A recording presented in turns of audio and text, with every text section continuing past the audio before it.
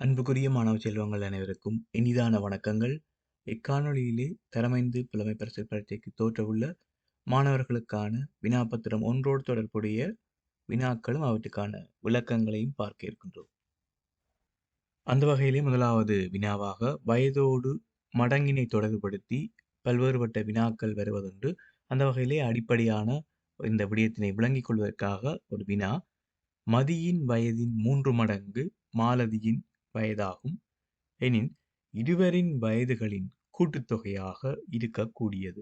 தரப்பட்ட வினாவிலே 2 நபர்கள் அவர்களுடைய வயதுகள் மடங்கு ரீதியாக இங்கே சொல்லப்பட்டிருக்கிறது. அதாவது மதியினுடைய வயதின் 3 மடங்கிலே மாலதியினுடைய வயது காணப்படுகின்றது. அவ்வாறாக இருந்தால் இருவருடைய வயதுகளின் கூட்டுத்தொகையாக இருக்கக்கூடியது. 3 விடைகள் வழங்கப்பட்டிருக்கின்றன. 42 வருடங்கள், 32 வருடங்கள், 39 வருடங்கள். இதிலே நாங்கள் மடங்கு ரீதியாக இருவருடைய வயதுகளுடைய கூட்டுத்தொகையை நாங்கள் தெரிவு செய்ய வேண்டும். மதியினுடைய வயதின் 3 மடங்கிலே மாலதியின் வயது காணப்பட்டால் இரு நபர்களுடைய வயதுகளின் மொத்த கூட்டுத்தொகையானது 4 மடங்காக இருக்கும். மதியின் வயதின் 3 மடங்கிலே மாலதியின் வயது காணப்படுகின்றது. எனவே மதி ஒரு மடங்காக மதியினுடைய வயதை எடுத்துக்கொண்டால், ஒரு பகுதியாக எடுத்துக்கொண்டால் அதனுடைய 3 பகுதி, அதாவது 3 மடங்காக மாலதியினுடைய வயது காணப்படும். எனவே மொத்தமாக 2 நபர்களுடைய வயதுகளின் கூட்டுத்தொகை எப்பொழுதும் 4 மடங்காகவே காணப்படும். இந்த வினாவின்படி, இங்கே வினாவில் வழங்கப்படக்கூடிய அந்த தரவின்படி 2 நபர்களுடைய வயதுகளுடைய கூட்டுத்தொகை 4 மடங்காக காணப்பட வேண்டும். எனவே 4 மடங்காக இருக்கக்கூடிய வயதை நாங்கள் தெரிவு செய்ய வேண்டும். அந்த வகையிலே முதலாவது வயதை எடுத்துக்கொண்டால் 42ஐ 4ஆல் வகுக்கின்ற போது 10 மீதி 2 கிடைக்கும். 32ஐ 4ஆல் வகுக்கின்ற போது மீதி 2 வகுப்படக்கூடிய போன்று அமையும். 8 எங்களுக்கு விடையாக கிடைக்கும். அதேபோல 39ஐ 4ஆல் வகுக்கின்ற போது எங்களுக்கு மீதியின்றி வகுப்படாமல், அதாவது மீதி கிடைக்கும் எங்களுக்கு. எனவே இங்கே 4 மடங்காக இருக்கக்கூடிய வயதாக 32 வருடங்கள் காணப்படுகின்றது. எனவே 2 நபர்களுடைய வயதுகளின் கூட்டுத்தொகை 32 வருடங்கள். இது ஒரு அடிப்படையான ஒரு வினா. வயதுகள் மடங்குகளோடு தொடர்படுத்தப்படுகின்ற ஒரு அடிப்படையான வினா. இந்த அடிப்படை விளக்கம் கூடுதலாக இருக்கின்ற போது இவை சார்ந்து வரக்கூடிய மிகப்பெரிய வினாக்களுக்கு நீங்கள் இலகுவாக விடையளிக்கக்கூடியதாக இருக்கும். இரண்டாவது வினாவை அவதானித்துக் கொள்ளுங்கள். இதுவும் வயதோடு தொடர்புடைய ஒரு வினா. அகரா, அகனா, ஆரா, ஆதிரா ஆகிய 4வரின் வயதுகளின் தற்போதைய வயதுகளின் கூட்டுத்தொகை 43 வருடங்களாகும். இன்னும் எத்தனை வருடங்களில் 4வரினதும் வயதுகளின் கூட்டுத்தொகை 55 வருடங்கள் ஆகும். வயது சார்ந்து நான் ஏற்கனவே குறிப்பிட்டது போல இதுவும் ஒரு அடிப்படையானது ஒரு வினாவாகவே காணப்படுகின்றது. 4 நபர்களுடைய தற்போதைய வயதுகளின் கூட்டுத்தொகை இங்கே வழங்கப்பட்டிருக்கின்றது 43 வருடங்கள். இன்னும் எத்தனை வருடங்களில் 4வருடைய வயதுகளின் கூட்டுத்தொகை 55 வருடங்கள் ஆகும் என்பதுதான் வினா.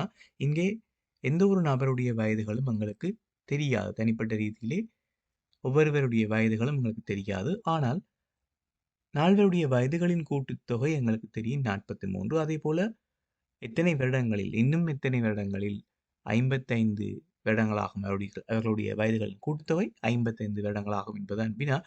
ஆகவே இலகுவான முறையிலே நாங்கள் இந்த வினாவை செய்து கொள்ளலாம். எவ்வாறு என்று சொன்னால் 55இல் இருந்து 43ஐ கழித்துக் கொள்ள வேண்டும். அதாவது தற்போதைய வயதுகளின் கூட்டுத்தொகையில் இருந்து இங்கே வினாவில் கேட்கப்பட்ட அந்த தொகையிலிருந்து தற்போதைய வயதுகளுடைய கூட்டுத்தொகையை நான் கழித்துக் கொள்ள வேண்டும். 55இலிருந்து 43ஐ கழித்துக் கொள்கின்றேன். 12. இந்த 12 என்பது தற்போதைய வயதுகளின் கூட்டுத்தொகைக்கும் வினாவில் கேட்கப்பட்ட அந்த தொகைக்குமான வித்தியாசம். தற்போது 43 வருடங்கள் கூட்டுத்தொகையாக இருக்கின்றது. இன்னும் எத்தனை வருடங்கள்? 55. ஆகவே 55க்கும் 43க்கும் இடையிலான அந்த வித்தியாசம் 12 வருடங்களாக காணப்படுகின்றது. இந்த 12 வருடங்கள் 4 நபர்களுக்கும், நன்றாக அவதானித்துக் கொள்ளுங்கள், இந்த 12 வருடங்கள் என்பது, இந்த 12 வருட அதிகரிப்பு என்பது 4 நபர்களுக்கும் சமமாகவே வயது அதிகரித்திருக்க வேண்டும். இங்கே 4 நபர்கள் தரப்பட்டிருக்கின்றார்கள். ஆகவே இந்த 12ஐ நான் 4ஆலே வகுத்துக் கொள்கின்றேன். 12ஐ 4ஆலே வகுத்துக் கொள்கின்றேன். அவ்வாறு வகுக்கின்ற போது எனக்கு இன்னும் எத்தனை வருடங்களில் கூட்டுத்தொகை 55 ஆகும் என்பதுதான் எனக்கு கிடைக்கும். ஏனெனில் இன்னும் 3 வருடங்களிலே நால்வருடைய வயதுகளின் கூட்டுத்தொகையும் 55 ஆகிவிடும். எவ்வாறு என்று சொன்னால், ஒவ்வொரு வருடங்களும் ஒவ்வொரு நபர்களுக்கும் 1 வயது வீதம் அதிகரிக்கும். எனவே 3 வருடங்களில் இங்கே தரப்பட்டிருக்கக்கூடிய 4 நபர்களுக்கும் தலா 3 வயதுகள் அதிகரித்திருக்கும். எனவேதான் மொத்தமாக 12 வயது அதிகரித்து 55 வருடங்கள். இன்னும் 3 வருடங்களிலே அந்த கூட்டுத்தொகை 4 நபர்களுடைய வயதுகளின் கூட்டுத்தொகையும் 55 ஆகிவிடும். எனவே இங்கே நீங்கள் கவனித்துக் கொள்ள வேண்டிய விடயம், ஒன்றுக்கு மேற்பட்ட நபர்கள் வயது ரீதியான வினாக்களில் இவ்வாறு தொடர்படுத்தப்படுகின்ற போது ஒவ்வொரு நபர்களுக்குமே சமனான எண்ணிக்கையிலே வயது அதிகரிக்கும் என்பதை ஞாபகத்திலே வைத்துக் கொள்ள வேண்டும். இங்கே தற்போதைய வயதுகளின் கூட்டுத்தொகை 43, இன்னும் எத்தனை வருடங்களில் என்று வினா வருகின்ற போது, இன்னும் எத்தனை வருடங்கள் 55 ஆகும் என்று வினா வருகின்ற போது 55லிருந்து 43ஐ கழித்து நேரடியாக 12 வருடங்கள் என்று சில மாணவர்கள் தவறாக விடையெடுத்து விடுவார்கள். அதற்காகத்தான் இந்த தெளிவுபடுத்தலை மேற்கொள்கிறேன். இது ஒரு அடிப்படையான வினா. மீண்டும் கூறுகின்றேன், இது ஒரு அடிப்படையான வயது சார்ந்த அடிப்படையான வினா. எனவேதான் ஒன்றுக்கு மேற்பட்ட நபர்கள் தரப்படுகின்ற போது இவ்வாறு இந்த விடயத்தினை கவனத்தில் கொள்ள வேண்டும்.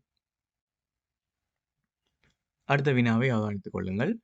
அருகில் உள்ள சதுரமுகி ஒன்றின் விளிம்புகளின் நீளங்களின் கூட்டுத்தொகை 48 சென்டிமீட்டர் எனின் அதன் நிலைக்குத்தான விளிம்புகளின் மொத்த நீளம் யாது? திண்மங்கள் சார்ந்து பல்வேறுபட்ட வினாக்களை நீங்கள் பரீட்சைகளிலே செய்திருப்பீர்கள், பயிற்சி பரீட்சைகளிலே செய்திருப்பீர்கள். இங்கே திண்மங்கள் சார்ந்து அவற்றுடைய பண்புகளிலே நாங்கள் விளிம்புகள் தொடர்பாக பார்க்கின்ற போது இங்கே தரப்பட்டிருப்பது போன்று ஒரு சதுரமுகியானது ஒரு தளத்திலே வைக்கப்படுகின்ற போது 12 விளிம்புகளும் நிலைக்குத்தான விளிம்புகளாக இருக்காது. அதே போல 12 விளிம்புகளும் கிடையான விளிம்புகளாகவும் இருக்காது. இவ்வாறான அமைப்பிலே இங்கே காட்சிப்படுத்தப்பட்டிருக்கக்கூடிய அமைப்பிலே சதுரமுகி ஒன்று வைக்கப்படுகின்ற போது நிலைக்குத்தான விளிம்புகள் எப்பொழுதும் 4 அங்கே காணப்படும். நிலைக்குத்தாக காணக்கூடிய விளிம்புகள் 4ஆக இருக்கும். ஏனைய 8 விளிம்புகளும் கிடைத்தளத்துக்கு சமமாக இருக்கும். அதாவது கிடையான விளிம்புகள் என்று நாங்கள் எடுத்துக்கொள்வோம். இந்த விடயத்தை நான் இந்த வினாவோடு தெளிவுபடுத்துவதற்கான காரணம், தரம் 5 திண்மங்கள் தொடர்பான பகுதியிலே கிடைத்தளம், நிலைக்குத்து தளம் என்கின்ற 2 விடயங்கள் வழங்கப்பட்டிருக்கின்றன. நீங்கள் சுற்றால சார்ந்த செயற்பாடுகளிலே உபகரணங்களுடைய பயன்பாடுகள் தொடர்பாக கற்றிருப்பீர்கள். அதிலே 2 உபகரணங்கள் கணித பாடத்திலே திண்மங்களோடு தொடர்புடைய இந்த பகுதியிலே இணைக்கப்பட்டிருக்கின்றது. ஒன்று நீர்மட்டம், மற்றது தூக்குக்குண்டு. தூக்குக்குண்டானது நிலைக்குத்து தளத்தினை சரிபார்ப்பதற்கு பயன்படுகின்றது. நீர்மட்டமானது கிடைத்தளத்தினை சரிபார்ப்பதற்கு பயன்படுகின்றது. இந்த 2 விடயங்களும் கணித பாடத்திலே தரம் 5 வழங்கப்பட்டிருக்கின்றது. எனவேதான் அவற்றோடு தொடர்புபடுத்தியதாக இந்த வினாவை இங்கே வழங்கியிருக்கின்றேன். எனவே இந்த வினாவின்படி பார்க்கின்ற போது அனைத்து விளிம்புகள் சதுரமுகியினுடைய அனைத்து விளிம்புகளும் எப்பொழுதுமே ஒன்றுக்கொன்று சமனாக இருக்கும். இந்த உருப்படத்திலே 4 நிலைக்குத்து, அதாவது செங்குத்தான விளிம்புகள் காணப்படுகின்றது. 12 விளிம்புகளுடைய கூட்டுத்தொகை, நீளங்களுடைய கூட்டுத்தொகை 48 சென்டிமீட்டர். எனவே நான் 12ஆலே வகுத்து ஒரு விளிம்பினுடைய அளவினை எடுத்துக்கொள்கின்றேன், 4 சென்டிமீட்டர். இங்கே வினாவின்படி நிலைக்குத்தான விளிம்புகள் 4 காணப்படுகின்றது. ஆகவே ஒரு விளிம்பு 4 சென்டிமீட்டர். எனவே 4 விளிம்புகளும் 16 சென்டிமீட்டராக காணப்படும். ஆகவே இந்த வினாவிற்கான விடையாக 16 சென்டிமீட்டர். எனவே இந்த வினாவிலே நீங்கள் ஞாபகத்திலே வைத்துக் கொள்ள வேண்டிய விடயம், நிலைக்குத்து தளம், அதே போல கிடைத்தளம், அவற்றை அளக்க பயன்படுத்தக்கூடிய அந்த கருவிகள், அவற்றினையும் ஞாபகத்திலே வைத்துக் கொள்ள வேண்டும். ஆகவே அன்புக்குரிய மாணவ செல்வங்களே, இந்த காணொளியிலே நான் வழங்கியிருக்கக்கூடிய 3 வினாக்களும் அடிப்படையான வினாக்கள். நினைவுபடுத்துவதற்காக, மீட்டு பார்ப்பதற்காக 3 வினாக்களை வழங்கியிருக்கின்றேன். ஞாபகத்திலே வைத்துக் கொள்ளுங்கள். சிறிய சிறிய விடயங்களாக பகுதி 1 தொடர்பாக பயிற்சிகளை செய்கின்ற போது நிச்சயமாக இறுதி பரீட்சை உங்களுக்கு இலகுவாக செய்யக்கூடியதாக அமையும். மீண்டும் இன்னொரு காணொளியை சந்திக்கின்றேன். நன்றி.